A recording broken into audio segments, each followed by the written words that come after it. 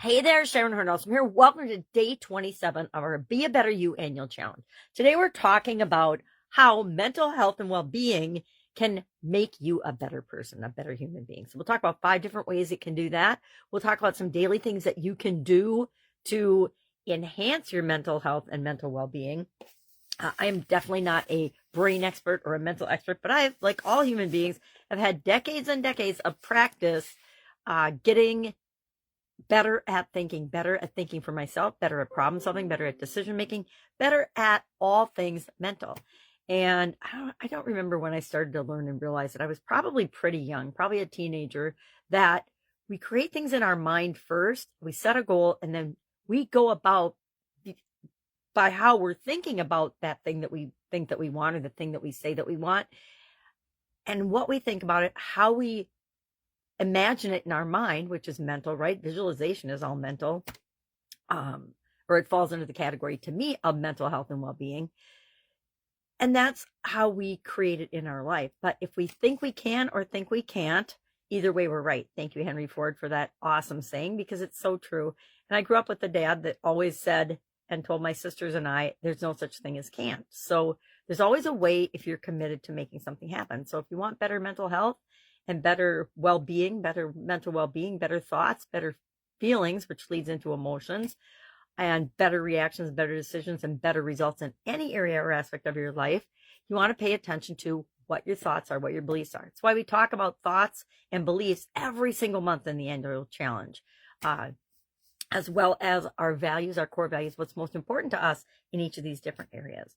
So we'll talk about some daily practices in a minute, but how the heck can having better mental health, feeling better about our thoughts and everything, help us to be a better person? How can they make us a better person? Because that's what this year's challenge is all about. Number one, they help us to enhance our emotional intelligence.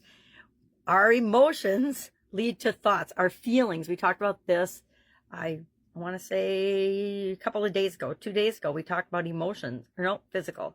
We talked about it on, looking at my book, looks like Friday. Nope, Thursday. Gosh, emotion was all the way back on Thursday. But we want to be more emotionally intelligent. We don't want our emotions and our feelings to be impulsively spewed out on everyone that we come in contact with. That negatively impacts our relationships. Enhancing and having better emotional intelligence, as we talked about then, leads to better relationships, better communication, better relationships, and it enhances all the different areas and aspects of the life framework. It boosts our productivity and creativity. I am all about being productive, and I love creativity. It's one of my core values personally, but it also helps by having good mental health to enhance those areas and aspects of our personality and our being. It promotes resilience.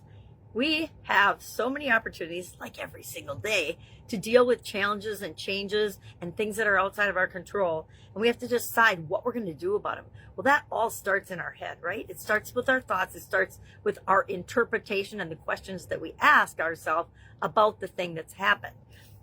And having good mental health, solid mental health and well-being makes it easier for us to separate out what we can and can't control and then make decisions based on that. It strengthens our sense of purpose. Again, if we know why we're here and what we're working toward, that's why I think visualization is such a powerful mental tool. We align with our core values and our thoughts and our beliefs, and we behave in a consistent manner that moves us toward what it is that we want much, much faster. And finally, it fosters compassion and kindness. And guess what? I gotta believe our world can use a whole lot more compassion and kindness right now. We've had quite a while of divisiveness and nonsense going on, at least in the USA. And I, for one, am very grateful that we can breathe and start to change some of that and go back to how we were before. Because as a woman in a male-dominated environment, sometimes I felt uncomfortable, but I never felt as uncomfortable as I have over the last few years, because everything has just been so wackadoodle. And I mean wackadoodle, no common sense, crazy nonsense, that as it's happening, you're like, I can't believe that just happened. And other people are like, yay, boom, ba, go, Rob. And it was just crazy. And, starting with the George Floyd riots here in Minneapolis, which is, we're a suburb of Minneapolis, and craziness with the police and defunding the police and all this nonsense. And I believe everybody is unique and special and deserves to be who they are, and we all deserve, and we are owed being accepted for who we are. But that doesn't mean we have to shove it down other people's throats. We'll talk about that another day. I've been thinking about it lately, and I'm like, I feel like the whole woke agenda has taken women's rights and people of different beliefs' rights and almost flushed it down the toilet, because it's alienated so much of the rest of the population.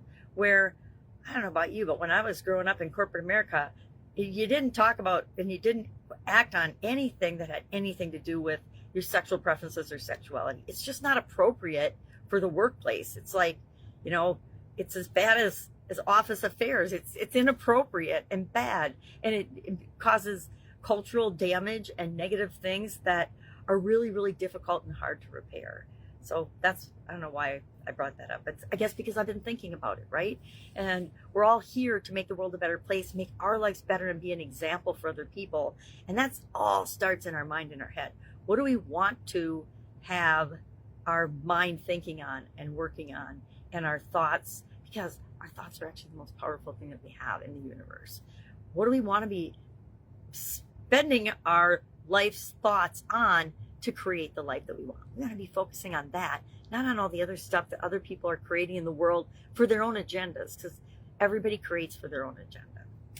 And frankly, I want the world to be a better place and my life to be flowing and positive and full of fun and enlightenment and energy and personal growth and development, yada, yada, yada. So today, we, as an action item, are going to think about how does mental health, or how can mental health help me to show up and be a better person?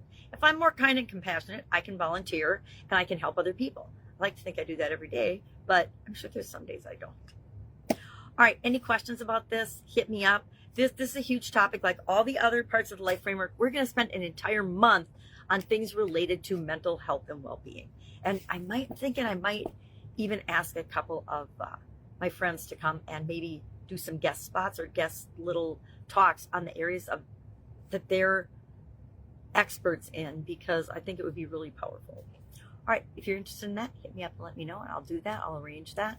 Otherwise, have an awesome day, and I will, of course, see you tomorrow. And we are going to be talking about, I'm just going to peek ahead and see. We're going to be talking about confidence tomorrow. That's a good one. All right, have a great day. I'll be with you tomorrow.